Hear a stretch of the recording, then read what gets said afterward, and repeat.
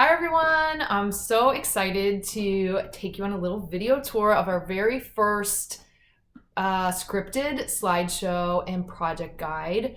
This month's slideshow is going to focus on Piet Mondrian. And I love to use him with little guys because his work is such a direct connection to primary colors, straight lines, and these are the kind of things that are really appropriate for working with younger artists. So you should have received two files. One is sort of a resource overview document. It kind of walks you through how to understand the slideshow. And in the future, if you want to just read through that, you should, at the bottom of that is the link to the actual slideshow. That resource overview is pretty comprehensive and may be enough information to where each month you can immediately go to that link and go. But this video is really designed to sort of walk you through that overview and make sure that you have a good sense of what you're about to get yourself into. So with that being said, the slideshow, like I said, if you get to the bottom of the resource overview, you're going to hit a little button which is going to prompt you to make a copy of our Google slideshow. It's Google Slideshow. And you'll need to be logged into your own Google Drive in order for that to work. If you're not, it's going to prompt you to log in. And if you don't have an account, they're free. Set one up. So once you have the file copied into your own drive, you can rename it, you can move it somewhere else, you can save it to your desktop. You, at that point with that file, should have the ability to open that document in Google Slides Direct and present it directly from there. Or you can, like I said, open it in on your desktop, get into Microsoft PowerPoint or Acrobat Reader and use it from there. So this whole presentation, this slideshow, is meant to be presented to kids digitally. So if that is not an option for you, you could make hard copies, but that's going to add up pretty quickly cost-wise. So I strongly encourage you to be finding a way to make use of this in a digital format, even if it's kids looking at it on tablets. See if you can find a way. I've been very lucky. I have a huge smart board in my classroom, so I will show my slideshows that way, and I'll kind of gather the kids up in kind of a whole group format and we'll view them together. Then we sort of break out to the tables for the studio part where they have a little bit more space to move around and do their actual work.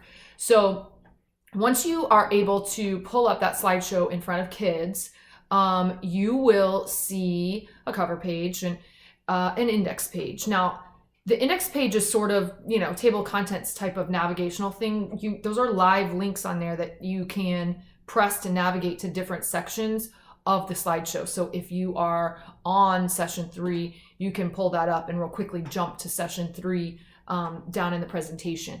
There's also a little home button icon throughout the entire document. And anytime you hit control and then click on that home, it'll jump you back to this, to the index slide.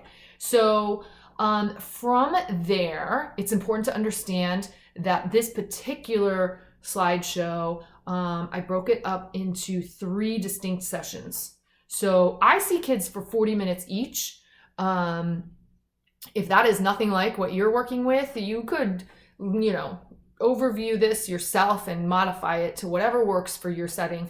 If you want to merge it all into one presentation, if you're like in a camp setting or something like that, you could do that. Or if you're only working with kids for a really brief amount of time, you could stretch it out a little bit longer if you wanted to.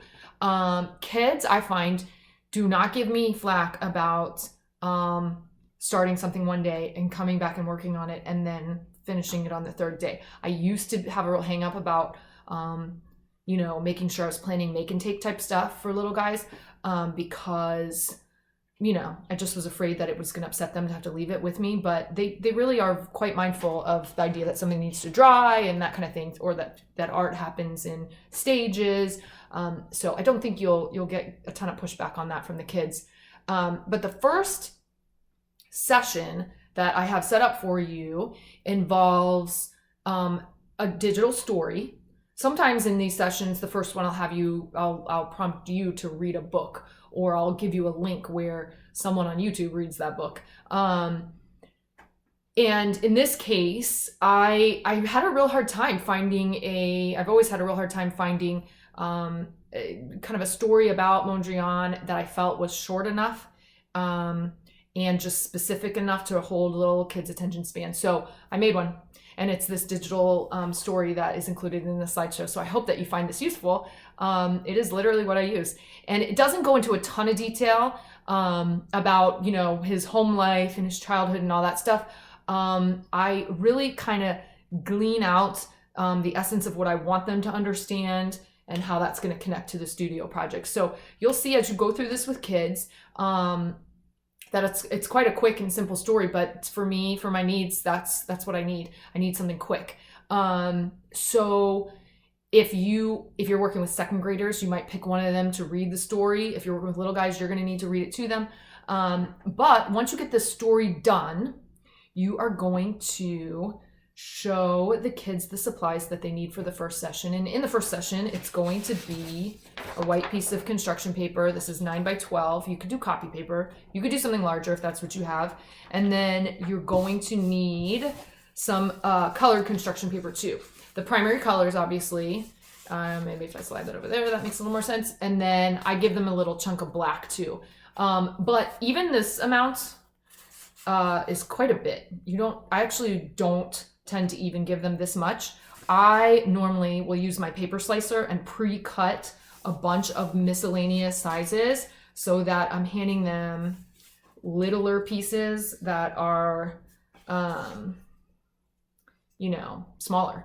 And the reason for that is because if you give them this, they will glue all of this onto their white paper and leave no white paper showing. So that's not gonna really work for where we're headed with this. So you gotta make it small because they'll use everything you give them. Now you're gonna kind of walk them through the idea that they need to glue those colored papers onto the white paper and kind of review with them what we're talking about when we say vertical and horizontal.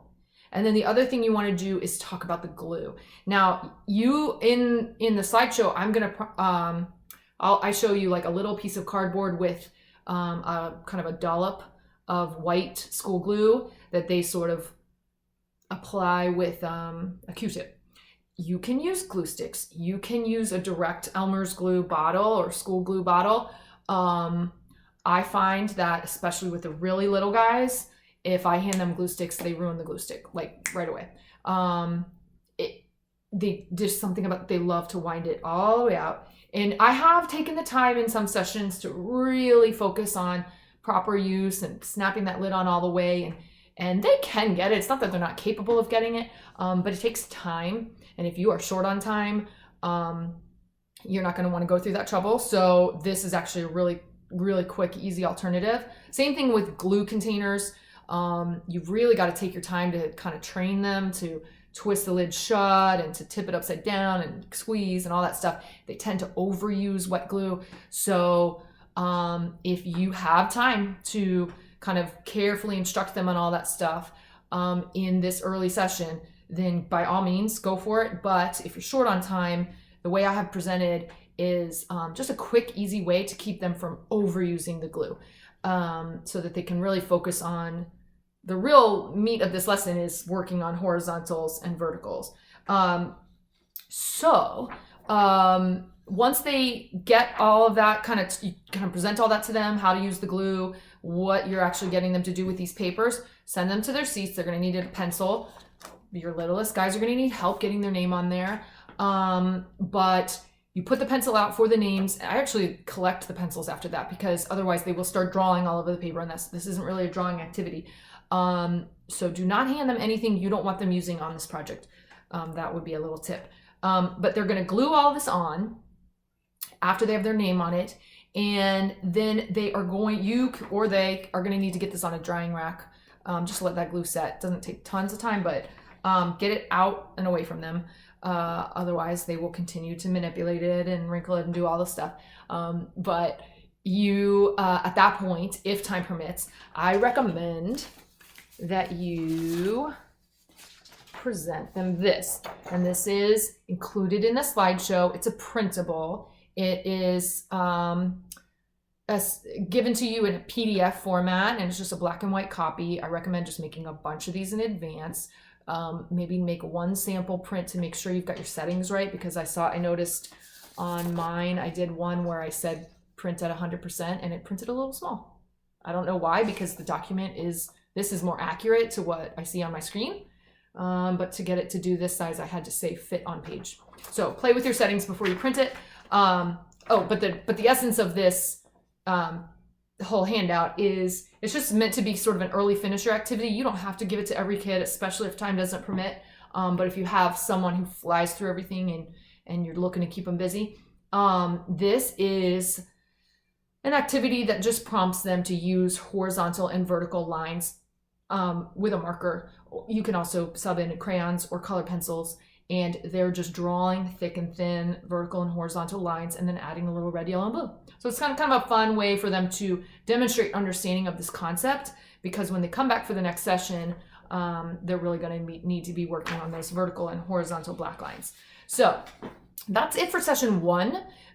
When we're navigating through the slideshow, you will see a prompt. Like I include like a little looking ahead, what's next. Kids like to know what's coming up. So that's not something you have to hide from them. They can see that. But then on the session 2 homepage, you will see that they're going to need the dried version of what they created during session 1. And then they're going to also need some black strips of paper this time. So I would recommend pre-cutting these. Don't have them cut it.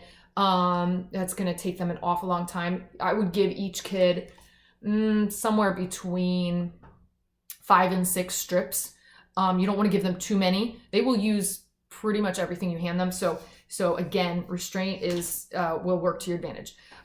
So they're going to be prompted to glue these onto the white paper vertically and horizontally. And you really want to kind of check for understanding there, and I'll have them lace them down before they use glue and make sure they all agree. So look at your partners. Do you feel like they have vertical line? How many vertical lines do they have?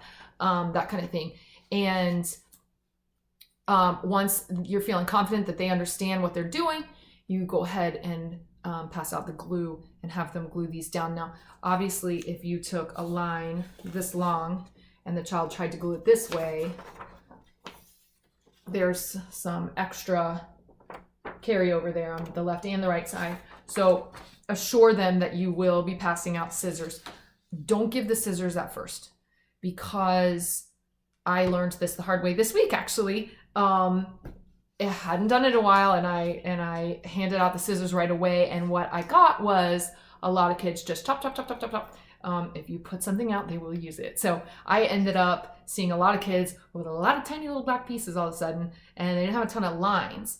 And so that obviously was going to make laying down horizontal or vertical lines pretty tricky for them. So I suggest you have them glue these down, all of them down first, then pass out scissors and let them cut the trimmings. And they're going to have a whole bunch of trimmings. And then you can say, okay, if you want to take 2 or 3 of your trimmings and glue those onto your collage somewhere, go for it. And then give them a little refresher on their glue and let them do that. Now, once they get that done, take it away and let it dry. You're going to have lots of scrap black papers on the table. Scoop those all up and get them out of the way as quick as you can, just like maybe a lid of a cardboard box, and just kind of scoop everything into there to save and deal with later. Otherwise, they will continue to play with those and they're going to end up all over the floor. And then, so for that second studio session, there's another printout you can make use of.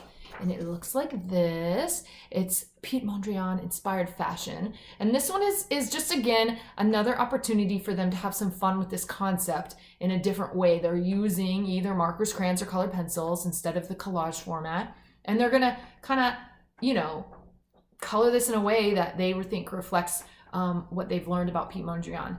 And if they want to make it wild or, change some things about it, put a creative twist on it, that's fine. It's for fun. So let them have fun with it. And again, if you don't have access to a copy machine, both of the printables I've talked about so far, you could get creative and just be doing those on regular drawing paper. You could print them at half size. That's another way to save. So then the third session is going to offer a little digital review, a little cute Mondrian guy checking for understanding. What colors do I like, and what kind of lines do I like, and that kind of thing. And hopefully your kids will get a kick out of that. And then you're going to take their finished projects and spread them all out on the floor. There's going to be certain similarities, so this is why getting their names on them is important. But they're all unique in their own ways though, and you'll see some in there that are really unique. You're going to spread them out on the floor or on a table in your room. Floor, honestly, is what I use because you can spread it out, and then you have the kids sit in a big circle around all the artwork. And as they're sitting around it, they get such a thrill out of this part. I highly recommend art shows. Call them art shows. And it's kind of a big deal, and you sort of hype it up a little bit, and they have all their stuff out. We keep it anonymous. We don't talk about whose is whose, and you pose some questions. Which one is catching your eye the most out of all of these? And you might even say, ask your shoulder partner which one stands out to them, and ask them why. And so when you do stuff like that, you're getting all of them to talk at the same time. But what's cool about that is that you're getting 100% engagement instead of calling on one kid to share their answer and everybody else is just kind of sitting there staring. Any little trick you can do to get them all actively participating is awesome. Kids obviously love that, and your admin will love that too. So that is it for the 3 sessions. Oh my gosh. After the art show, I forgot. No, that's not it. There's an assessment piece. So if time permits and you feel so inclined, you can print this out. Now, what this is a self-assessment, and it prompts kids to answer 4 questions. It says, well, they're not really questions, they're statements. I have red, yellow, and blue shapes in my collage. And then there's a happy face, kind of a neutral face, and then an unhappy face. And so that's just kind of a way for them to kind of go through and self-check. Now, if you're working with really little guys, they're going to need help. You're going to need to read these. The older guys can get through this themselves. You can leave some little teacher comments if you want. This is a nice thing to send home with the project, so parents have a sense of, what was going on with this project. They're always a little curious. And if you, again, don't have access to a printer, or if you do have access to a printer, but you just don't want to print a bunch of stuff out, you can put this up on your big screen and read through the questions and have them do a little thumb check. Yes, I have red, yellow, and blue and black in my picture. I have red and yellow, I forgot the blue. Or whoops, I didn't glue any of mine on. All I have is black. So this is very similar in terms of having them check themselves and sort of have some sense of accountability, like, did you do the work? But if you like a hard copy and you kind of feel like, no, I want to go the full mile there, that's there for you. And so that is basically the whole project in a nutshell. I hope that you have fun with this one. I hope you'll consider taking pictures of your kids working in progress and having their art shows and doing their assessments, and share some of the results, some of the highlights, some of the lowlights. Tell us how it went for you. And if you approach this project in a different way and have for years and would love to share that, I'm all ears. I'm sure the whole community would love to hear how you do it. So that's it. Enjoy.